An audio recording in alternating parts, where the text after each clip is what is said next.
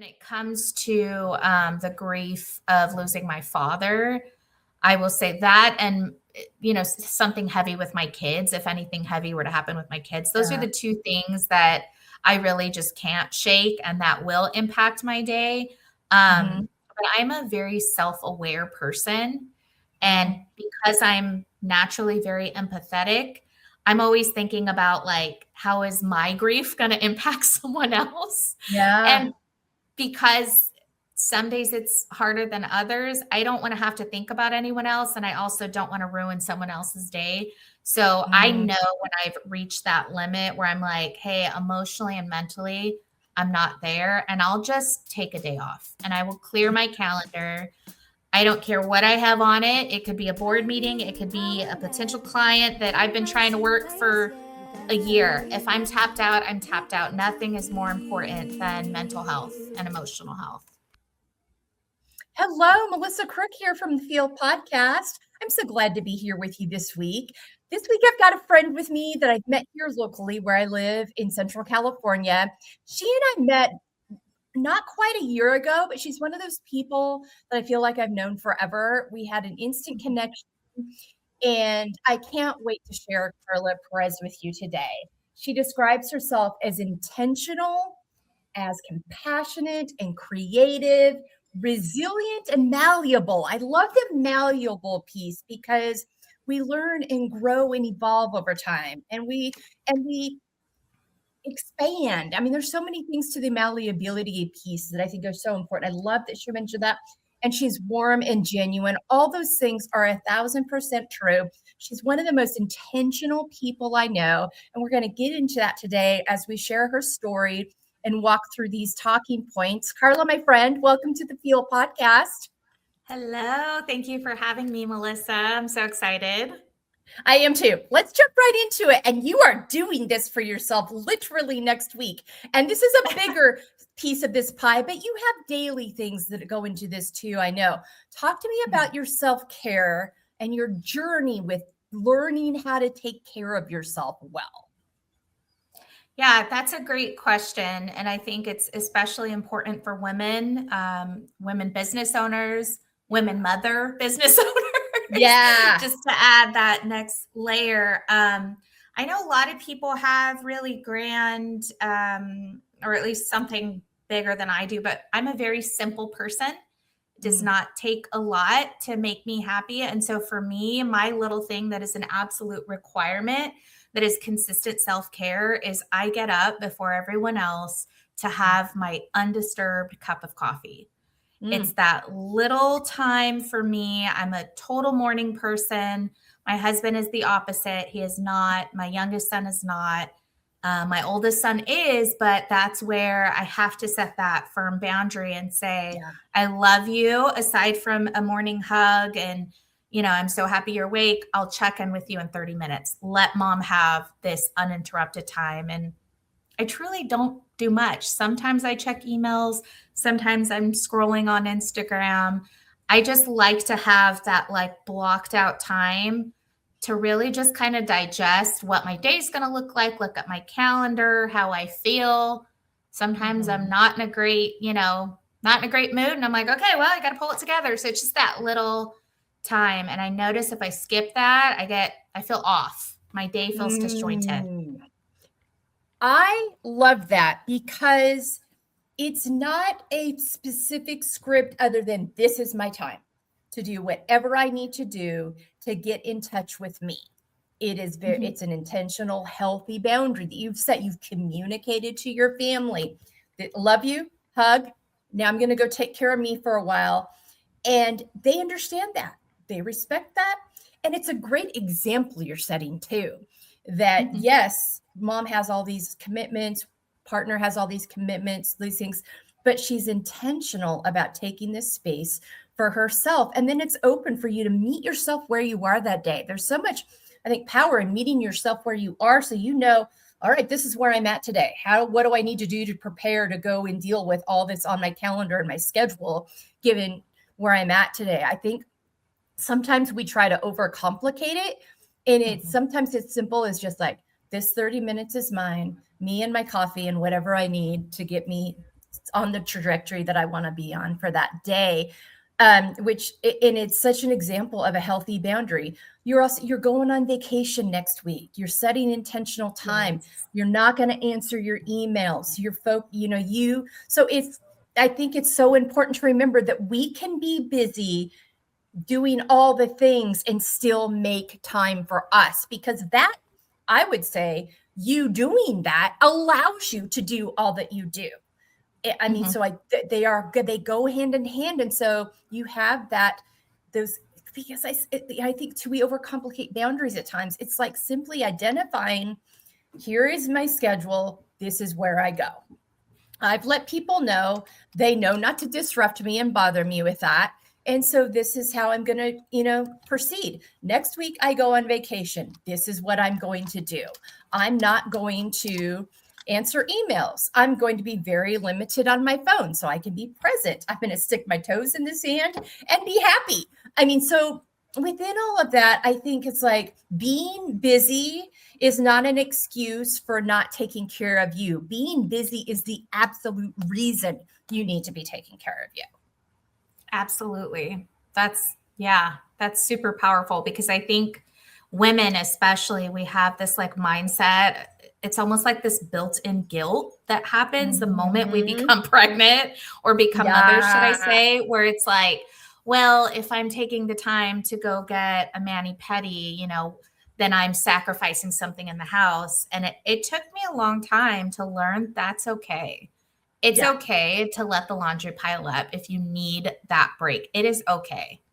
Yeah. No one's hair is going to set on fire if a few things get put aside for you to take time for yourself. But somebody's hair might set on fire if you don't take time to take care of yourself, because it's such a pivotal part on how we show up and how we're present. We're able to be in those moments with people. Are there any other areas where healthy boundaries have been important for you? I think I've had to learn that, you know me personally to know that I have 2 businesses that I run, and I'm also very involved in the community. So I have Brightly Consultants, where I provide accounting services. So I'm managing multiple clients, and I'm a fractional resource. I'm not a full-time accountant for them. So I really credit my experience in public accounting for teaching me how to train my clients for healthy relationship, healthy interactions. I'll never forget, I had one client that I particularly enjoyed in a previous firm I worked at. And every time they would email me, because I liked them, I was like, and I would respond right away. And my boss at the time told me, I want you to stop doing that. I want you to wait like an hour or 2 before you respond. And I'm like, dumbfounded. I'm like, why? That's such a weird, you know what I mean? I'm not busy. I don't mind. And she's like, because they're training you. You're not training them, right? They're setting the tone that when they email you, you respond like that. Well, what's going to happen when you're busy or you're stressed or you're sick? Now you've created this expectation. And so the healthy boundaries, I think, were drilled into me in public accounting, is like learning how much time to devote to each client and how quickly I respond, but also, juggling now cocktails and connections, my networking event. I have a business partner in that. So I have to be considerate to his time and his schedule. So sometimes my healthy boundaries looks like, Carla, you have to think about him, and you can't just expect things so sometimes it's just imposing them on myself. Right. And then being the treasurer for the women's chamber, balancing that. We're all volunteers on that board. So nobody is paid, but there is a certain amount of work that needs to go into it. So I would say the healthy boundaries really come into play for me, because they have to, out of necessity. Yeah, they really do. And those are such good examples. Sometimes we ourselves need the boundary. I'm like, oh, wait a minute. I need to make sure I give them the respect and the time, because they have these other things going on. So I'm gonna monitor myself on that. And also just knowing, like, this is the time. I love that example because we train people in all aspects of our life, how to treat us, what to expect from us without even realizing it. It sometimes takes that other person to step in. And this is, you gave a work example, but this is true in our relationships and our personal lives and our volunteer spaces too, is we send the message of what we will and won't allow by what we do and don't allow, and by how quickly, whereas if we communicate, and then we wonder like, why do they always think I should bid it? I'm like, well, how have you responded historically in that relationship? It's that accountability piece too that I think is so important, is like, we have to look at ourselves first. If we're bumping into an issue, what have I done to contribute to this? How can I communicate more clearly what I actually need? How can I shift this relationship so that it's beneficial to all of us? So great examples there. In the next one, I know you have a lot to say about this, but it's that mental, emotional, physical, spiritual health connection in all parts of our lives. You have, we have a career story on how you got to where you're today. You've got personal stories and losses and how you got today. You've got the balancing of your family and your work. You have been able to live just through your experiences to see how environments and spaces and people and events impact how you're feeling, and mentally, emotionally, physically, and how those connect. Talk to me about what you've learned about from that and how you deal with that. Yeah, I will say that particularly women have this trait the most, but especially in the Latino and Hispanic community, it's very common to have this mindset of, there's horrible things that happen to everyone every day in the world. Get over it, move on, keep going. And so I don't know if it's a strength or if it's just something I'm used to, but it's very, very difficult for something to disrupt my day. Even if I'm like have something horrible happen before I leave for a meeting, I can shut it off. I can turn it off, tune it out. I don't know that it's necessarily the healthiest, but I definitely think that it serves me by way of like, it doesn't affect my decision-making to a point. When it comes to the grief of losing my father, I will say that, and something heavy with my kids, if anything heavy were to happen with my kids, those are the two things that I really just can't shake, and that will impact my day. But I'm a very self-aware person, and because I'm naturally very empathetic, I'm always thinking about like, how is my grief going to impact someone else? And because some days it's harder than others, I don't want to have to think about anyone else. And I also don't want to ruin someone else's day. So I know when I've reached that limit where I'm like, hey, emotionally and mentally, I'm not there. And I'll just take a day off and I will clear my calendar. I don't care what I have on it. It could be a board meeting. It could be a potential client that I've been trying to work for a year. If I'm tapped out, I'm tapped out. Nothing is more important than mental health and emotional health. I love that example. And you hit it on the nose. It's that self-awareness piece. It's being present with, this is my capacity, because things are going to happen. Things are going to happen in your day. They're like, oof, I can't dive into that right now. I got to move on to the next thing. So we're going to put that over here. But then when it crosses over into the other, like, not today. And you're willing, because I tell people all the time, I shifted, and it really, my awareness got awoken to this about a year ago, where I had to shift from seeing my calendar as a series of hours in the day to seeing my calendar as a series of capacity. How much capacity do I have where I'm at right now, based on the kinds of meetings and the connections that are in my schedule, the responsibilities, where I'm at personally. And it's that capacity piece. When you're self-aware and present with yourself, you know your capacity and you know your limits. And no one wins when we show up not healthy and well. No one wins. And you're mindful about like, ooh, not only do I not have the capacity, the impact this is going to have on the other people, they're not winning either. This is a situation. It's time to step back. I love that, and that willingness to do that, and the awareness that goes with that. Such a great example. Thank you so much for sharing that. This next one here, you are the grand champion of showing up for yourself and other women unapologetically. And you do this, you are a connector of people. Like that, if somebody asked me to describe Carla Perez, I'm like intentional connector. Like that is just in your DNA. It comes out of you in every space that you walk into. And that allows you to show up so well, rooting for others. You are very healthy. And I think this starts with your own self of knowing that, that you deserve a space in the room, that you have something to offer, that you have something to give, and then you don't see others as a threat. You see other women as part of the greater circle. And you have these, events. Cocktails and Connections is this prime example of bringing people together, introducing them to each other. How can we collaborate? How can we support each other? How can we show up for each other? What or who do you credit besides yourself? Because you need to give yourself credit for that ability to do that so well. But outside of that, how is it that you were able to get to this point and see this and celebrate this about you?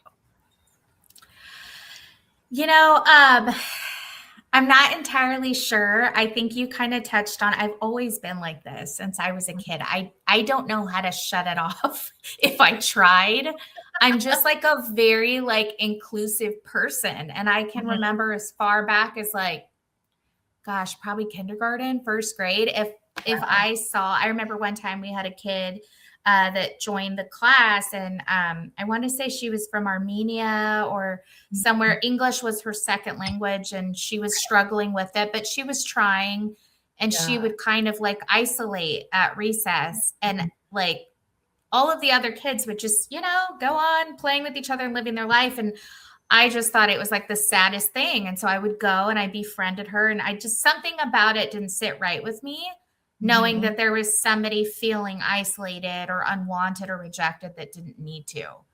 And then of course, getting into a bigger conversation of growing into womanhood, you become more aware of, the disadvantages of your gender. And specifically, you and I have had a conversation of being made to feel like just a woman in the room. Even though I had the same exact degree and credentials as my male counterparts in meetings. But my dad always taught me, both of my parents did, my mom as well. But my dad, one of his biggest lessons that he always taught me is nobody determines your self-worth and your limitations in life. You do. You determine those for yourself. And my dad was very intentional on not making that gender specific or anything. He just always drilled that into me, that you're going to be the person to determine what you're capable of and also what your limitations are. And I think I just carried that strength in me. I also do kind of have a strong personality, but quite honestly, I have been in some experiences in my life where, like I said, I've been made to feel like just a woman, or, I've definitely seen the differences, I'll say. And so I don't know if it's my way to right that wrong, but I just love lifting others up. And I love, we can all sit at the table. It's wild to me that people have this gatekeeping mindset of I have to shine. Pick me behavior, especially amongst women, is ugh, barf. It's I'm sorry. It's just one of the worst traits that some women do to each other. And it's, there's something sacred about when you have a bunch of women together. That sisterhood, that bond that happens is unlike any other that you'll experience anywhere else. I'm sure it's probably the same for men when they get together. It's a very different experience. And so for me, I just think of all of the things that you can be to another woman, you should be celebratory. You should be uplifting. The last thing that you should be is, spiteful or, passive aggressive. None of that resonates with me. And the minute I sniff any of that behavior out, I immediately just remove myself from it.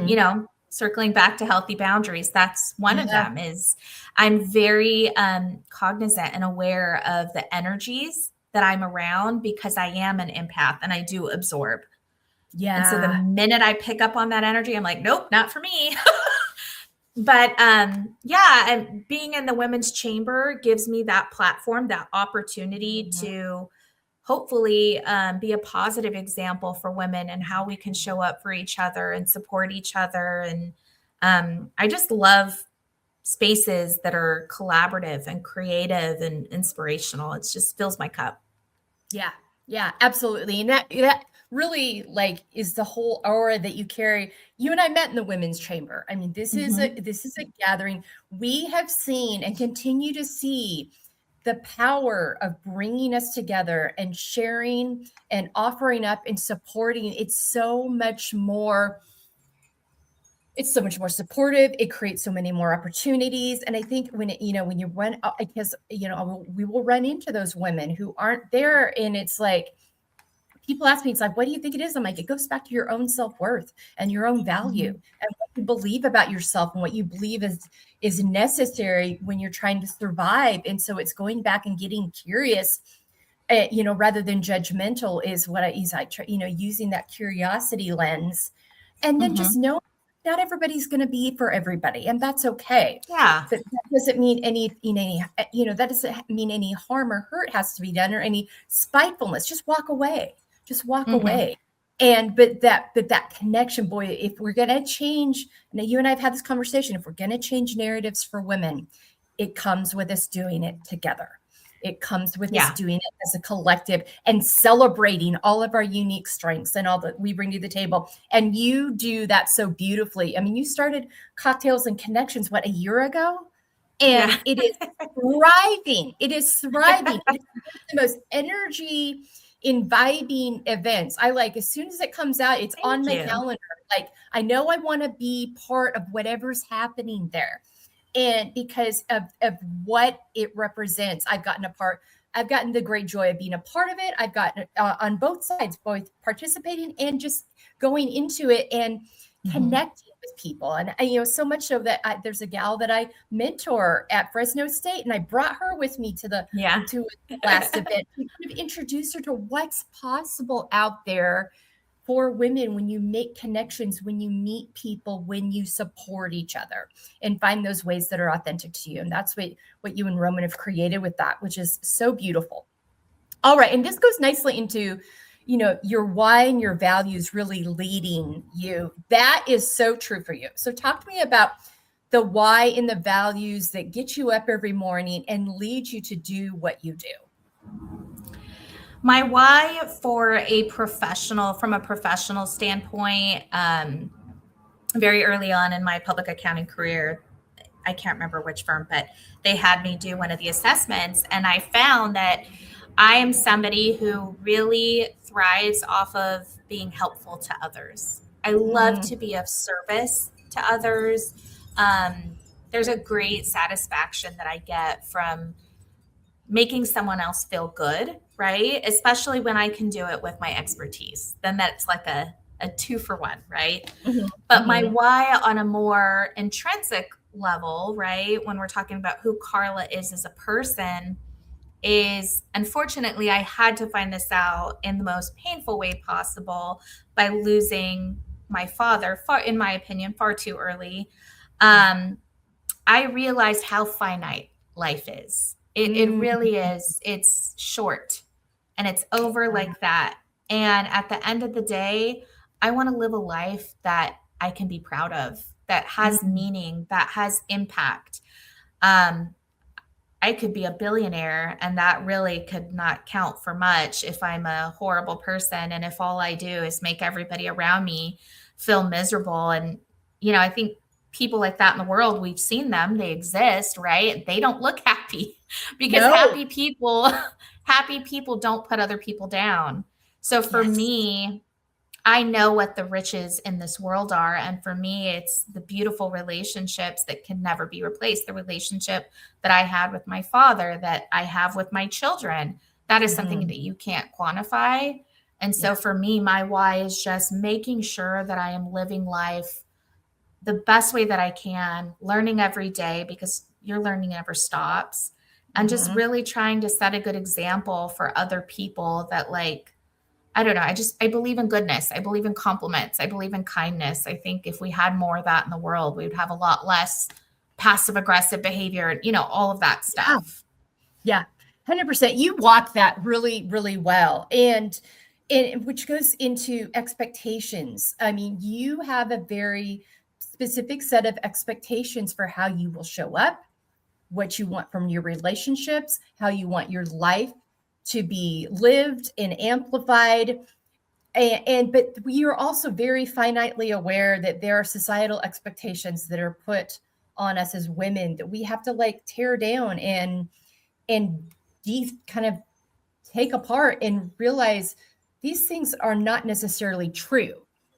They're stereotypes and stigmas. And we go into school and we get the degree and we have this idea of how we're going to go out in the world and what we're going to do and how we're going to work. And you learned over time, you really learned to come home to yourself and trust you. And the way you show up now wasn't necessarily the way you expected when you finished school at Fresno State, but you were able to take all the experiences and learn and grow. And I feel like, when you were able to start, brightly, it came in such a organic, unexpected way in a sense.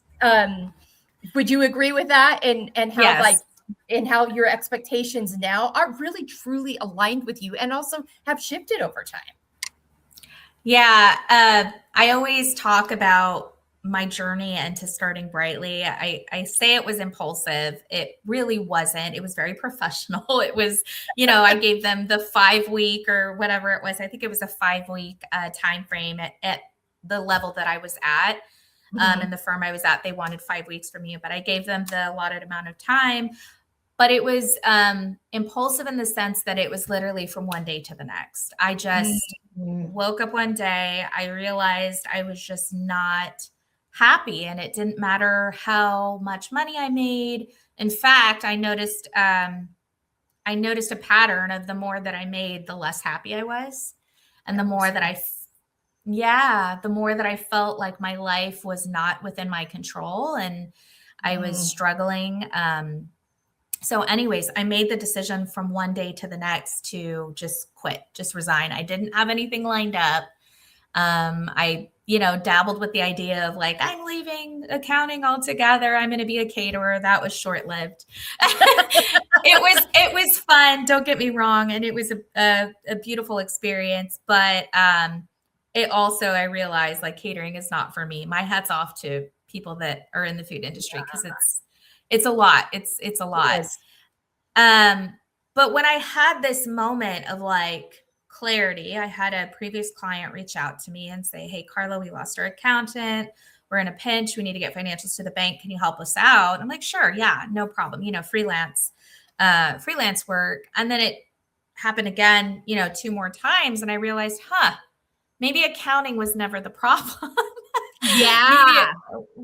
Maybe it was the space. And I think I kind of correlate that to what a lot of women go through, this emotional and self-worth journey where they go through these like toxic relationships, whether it be friendships or romantic relationships where you're made to feel like you're not enough, like you're, unworthy, all of these things. And then it's only after the fact that you're like, maybe I was not that I'm not the problem, but maybe it wasn't that I'm not enough. Maybe it's that I was picking terrible partners, right? Or friendships. Yep. And so I kind of had that aha realization. And now that I look back, I'm like, I don't think I was ever meant to work for anyone else. I'm glad I did, but I just have a very strong personality. And I think it just lends itself very well to entrepreneurship. So it's definitely helped me with Brightly for sure. Yeah.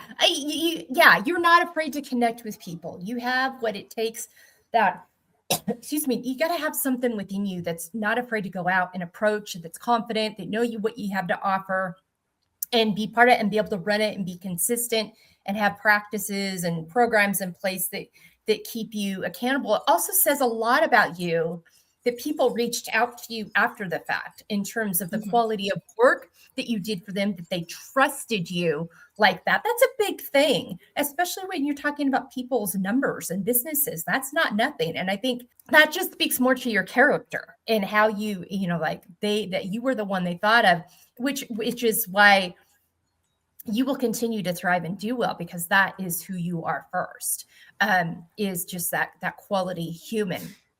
And I think this really, as we go and talk about embracing our layers, all those pieces and parts of our story that make up who we are, the parts we love, the parts we don't love, the parts we wish didn't happen, it all makes up a life. I always tell people that it starts with you and you knowing your value. And if you're not able to navigate your way through life's very varied amount of curveballs and beautiful, chaotic things that happen, it's going to be difficult for you to have a firm foundation with yourself and who you are. And your identity is going to ebb and flow based on the latest thing you're a part of, rather than just really being able to embrace. You don't have to love them all.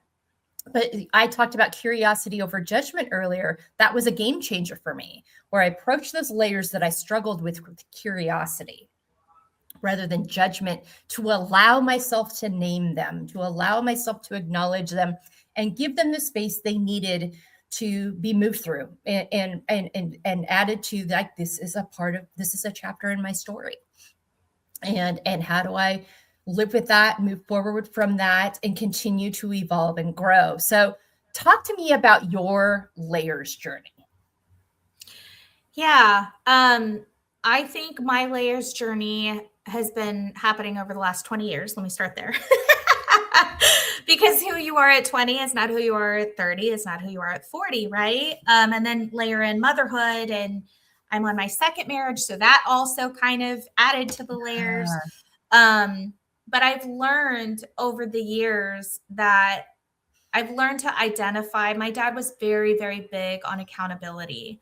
He was very graceful, very forgiving, but he had absolute demand of accountability on me. He's like, you can make as many mistakes as you want in this world, but if you can't own them, like, that's, for him, it was a non-negotiable. And I really am so grateful that he drilled that into me, because I think the accountability piece is like the most important part for the self-awareness, which is the most important part for the growth, right? Or the desire to grow even.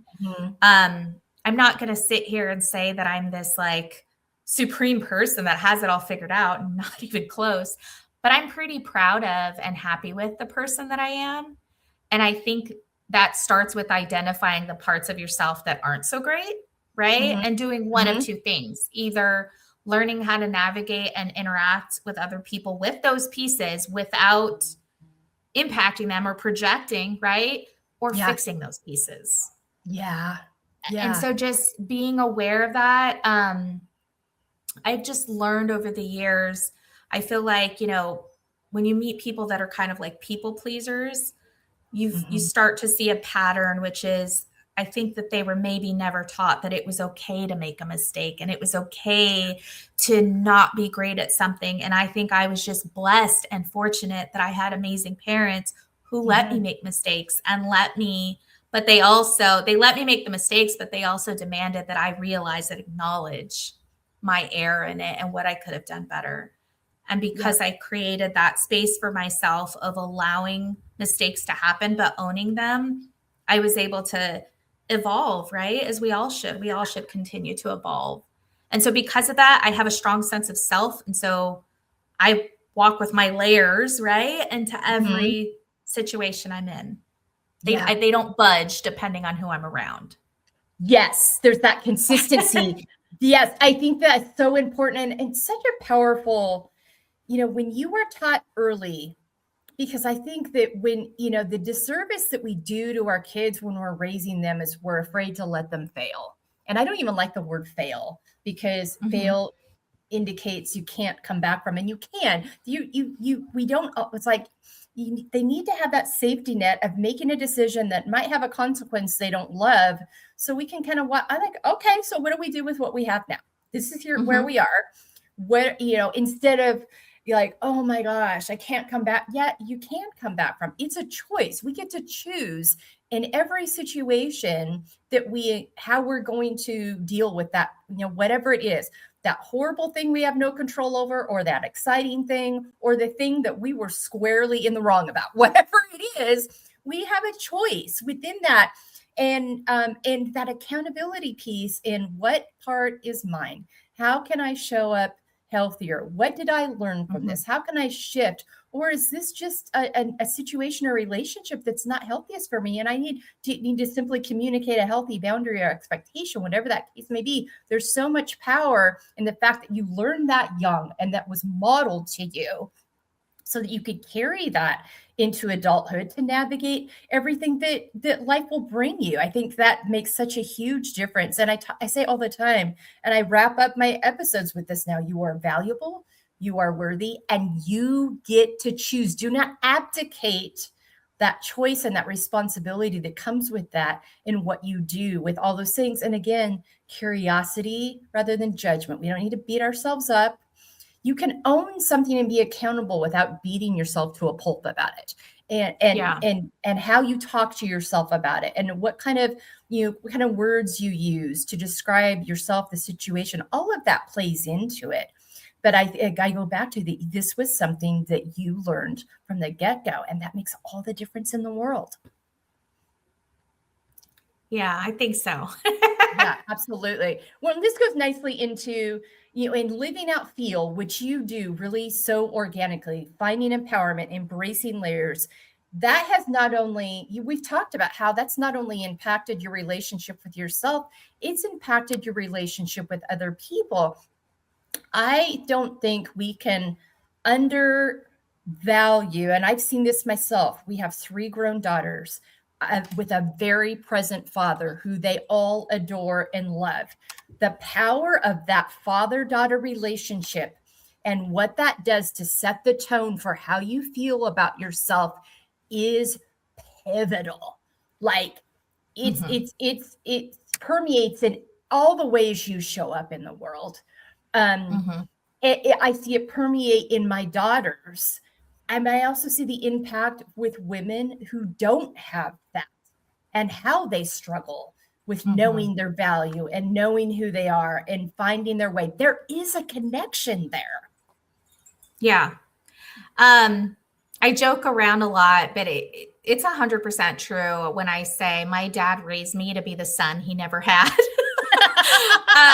I'm his only child, and I'm a girl, but that didn't stop him from taking me fishing and, taking me under the car when he was a mechanic. So my dad insisted that I learn how to change a tire, how to drive stick, because I'll never forget. He's like, yeah, right.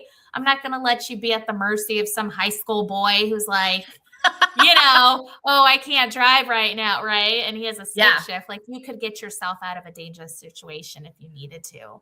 That was very much my dad's mindset. And I really appreciate that now, because I think it gave me a lot of my, self, what's the word? I'm losing the word. I'm like self-sufficient, right? I can do things for myself. Yeah.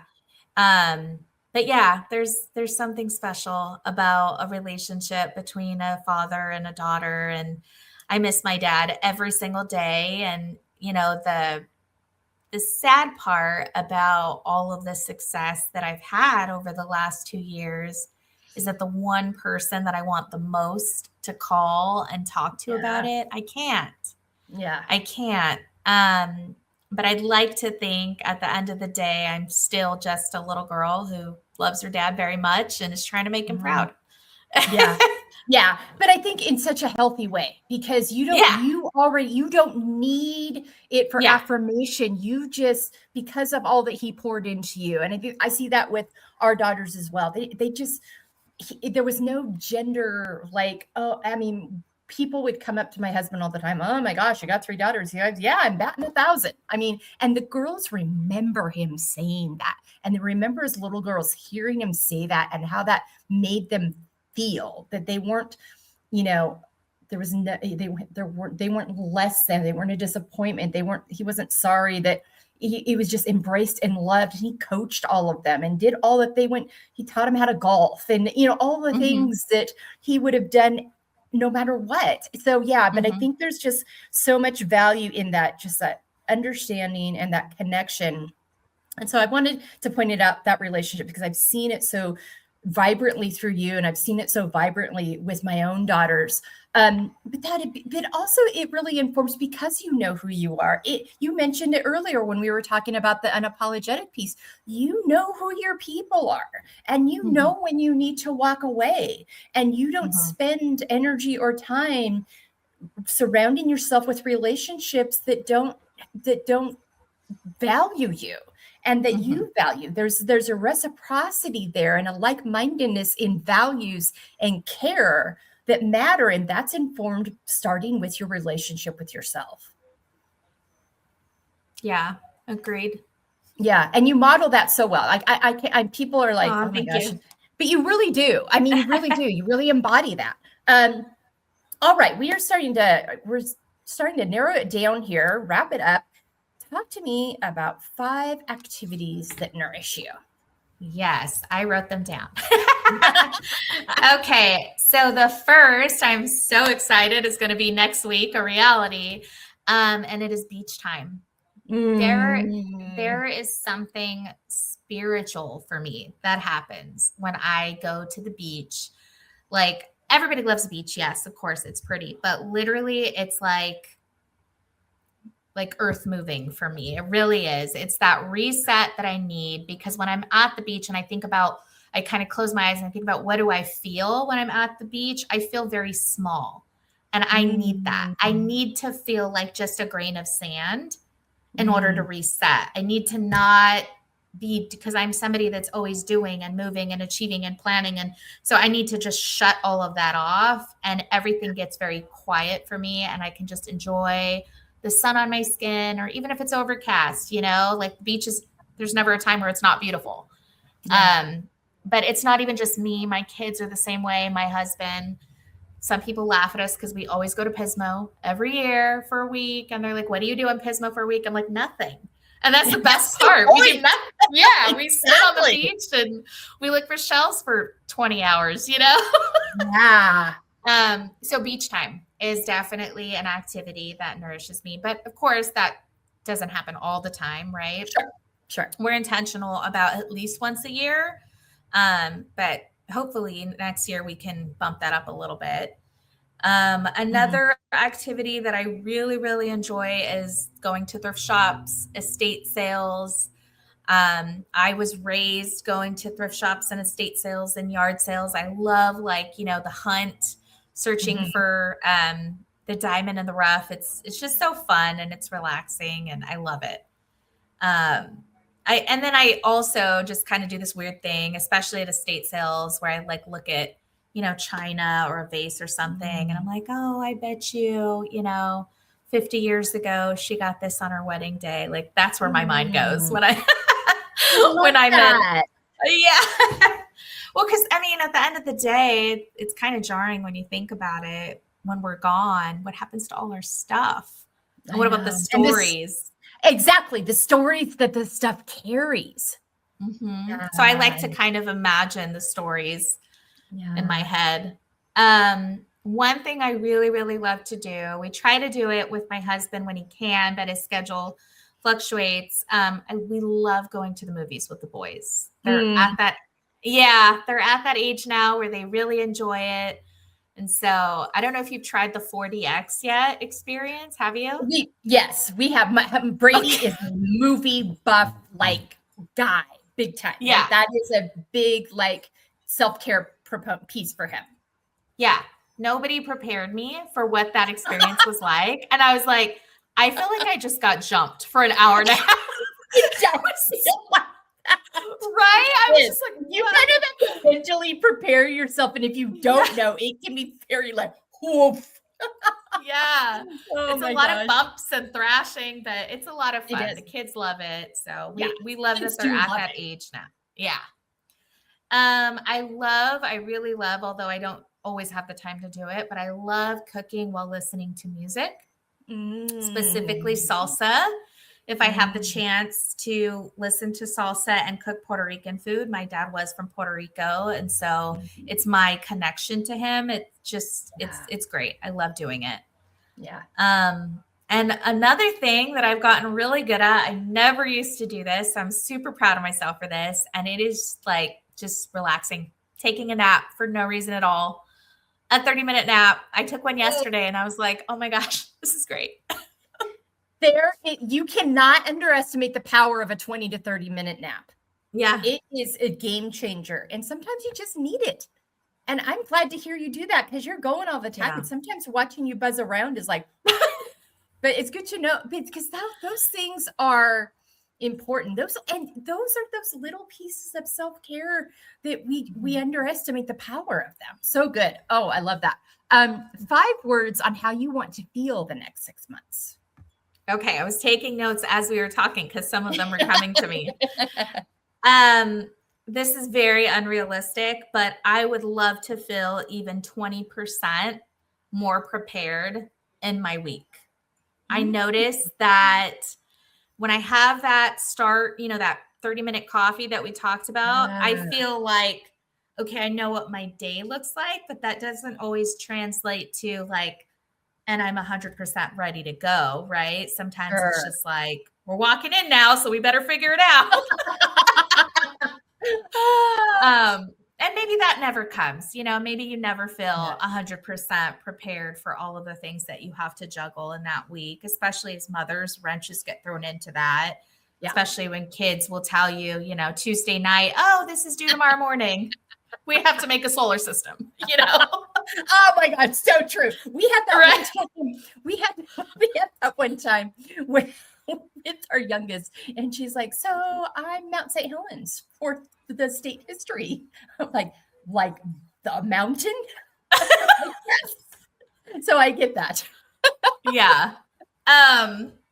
Another thing that I would like to feel more of is more energized. And I think that it probably has more to do with not prioritizing my fitness. Like diet, I've gotten better at, but I need to like make that time to go to the gym or go for a walk or something for physical fitness. I think that's a direct correlation to my energy level. I also turned 40 in 2025. And it was like, as soon as I did, a light switch got flipped. And I'm like, oh my gosh, I'm tired more now. What is going on? You just have to change the way you move. I noticed that I like movement now is a non-negotiable for me every day. If I do not get my daily movement, the world can be on fire. I've got to move my body. And so it just, it became a calendar item for me. Yeah. Oh, that's a great idea. I should calendar like even 20 minutes to just walk around. Yeah. Another thing that I'd like to feel in the next 6 months is more, I don't want to say more, less distracted in meetings. I'm always very present in a one-on-one conversation, but sometimes there's times where I and it's probably my ADHD, but I'll be like, oh, let me check on the status of this. Let me do like multitasking. I want to try not to multitask so much. Yeah. Yeah. I love that. I want to sit with that for a minute before we go because I think sometimes we wear multitasking like a badge of honor and we don't realize that it can really actually take away from our presence. And and so being like, okay, but let's get curious about what the multitasking is actually accomplishing here. And if it's actually allowing me to be as present as I need to be. Yeah. Yeah. And it I don't know. I think it kind of also sets the stage for like feeling very, we're in a very like high reactive, high response society. American culture 100% gratifies that, right? Work long hours, get things done fast, quick. And I want to try to slow that down a little bit because I just think that creates such unhealthy habits, especially in a corporate structure. Absolutely. So I don't want to model that for my kids is my point. Yeah. 100%. Yep. All right. Was that 5? I've lost track. No, I have 2 more. Okay, perfect. Next one is not explaining myself when I make a decision. And I remember you sharing that with me. And I thought that that was absolutely wild at first because I was like, wait, but like you just end the sentence and you don't say, I'm sorry, but, right? You just say, sorry, I can't make it. And that's it. Or I won't be able to make it, period. I feel like I'm somebody who, because I don't want someone to perceive something a certain way, I'll give an explanation. And I just really want to stop doing that because I know I show up for people in the way that I should. So that should be enough. 1,000%. I'm excited about that because I told you I was the over-explaining champion of the world. And it was like, and you said it, you show up for people. If we don't know that about you already, then we don't know you. And then the last thing is I would like to build more intentional breaks in my calendar. I've had some days where I've literally started at 7 a.m. and I have meetings all the way back to back. And that's like stopping, picking up my son, bringing him home to the sitter, and then going back out for more meetings all the way until 6 p.m. I just refuse. I refuse to do that to myself unnecessarily. Here and there is okay, but not every week. Yeah. Because you will crash and burn at some point. I mean, as much energy as you have, it is not sustainable over the long haul. And again, it's not really how you want. And that's where I go to my capacity piece. I think I was so trained by working in corporate America for so many years in different spaces and places that you started this at 7:30 or 8 and you went till 5 or 6 and that's what you did. And anything less meant you weren't being productive when actually that was total garbage. It was a more rested and fulfilled and my cup was resourced. I was actually could do more in less amount of time. And I didn't need to spend all that time filling space and time. And also my capacity started waning. I wasn't showing up well the way I wanted to in those spaces because the capacity wasn't there. And so shifting from looking at my calendar as a series of time blocks in the day, I started looking at as capacity in the day. Do I have the capacity to show up as my healthiest self? I owe that to myself and I owe that to the person that I'm with. Yep. Agreed. Yeah. And I think that goes back to the calendar thing, something I did for a while because I was in this high stress work environment and I knew that I needed to like step away every hour and just do box breathing to center myself. So I put an alarm on in my phone that every hour it would go off. I would stop and do 2 minutes of box breathing to recenter and then check myself. Do I need to get up and walk around? Is it time for me to get some water? Is it time for me to eat something? And it was just a good checkpoint. So yeah, and it was the only way I was going to do it. If I didn't like set that alarm specifically, and I got to a point where I didn't need to do that anymore. But anytime you're like forming a new habit, you're trying to shift something, you got to have a plan to go with it to help you to shift that. But it starts with, and that's why I'm so intentional about like name those things that how you want to feel, because that puts it out in front of you. It's like, okay, what am I going to do to participate in that? So thank you for sharing that. Because we talked about, she's like, I haven't finished writing them down. I'm like, I bet some things will come to you after having this conversation. They did. I was like jotting notes as we were talking. I'm sure I know they did. All right, my friend, I appreciate you so much being with me today. Share with people where they can find you, follow you, learn more about all that you offer to the world. Yes. So you can find me on LinkedIn, Carla Perez. On Instagram, I have 2 businesses. So first would be Brightly Consultants. It's at Brightly_consultants. And the second business would be Cocktails and Connections. And that's at cocktails.connections.events. We also have a Cocktails and Connections Facebook page and also on Eventbrite. Okay. Awesome. Thank you so much for being with me today. Any last thoughts for our listeners before we hit stop on this conversation? Yeah, I mean, I would say just remember to consider yourself in your day. There will never be a day where you don't have something that has to be done. If you're doing great at work and at home, maybe the car's oil change is past due 6 months, right? Just remember to factor yourself in that. At the end of the day, nothing is more important than you. Love that. All right. Thanks so much for being with me. I'm so glad I could bring you into this conversation. I really knew since the first time I met you, I'm like, ooh, I've got to have her on the podcast. And so I'm so Thank glad you we were for able to having do this. me. Yes. Absolutely. Absolutely. All right. Wait, ladies, you've heard it. So many great nuggets here from Carla today. Go check out those resources. Thanks so much for joining us for this conversation. And remember that you are valuable, you are worthy, and you get to choose how to live your most vibrant, feel-fueled life. Thanks so much for being with us. We'll see you next time here on the Feel Podcast. Hello, and thank you so much for being with us today on this episode of the Feel Podcast. If you would like more information on how you can apply these talking points that I share with our guests in each episode to your own life, really utilize this Feel framework, go to embracinglayers.com, fill out our contact form, and let's set up a free 30-minute consultation to talk about how you can start living your most authentic, organic, healthy, feel-fueled life. Thanks again for being with us today. We'll be back to you soon with another episode here on the Feel Podcast.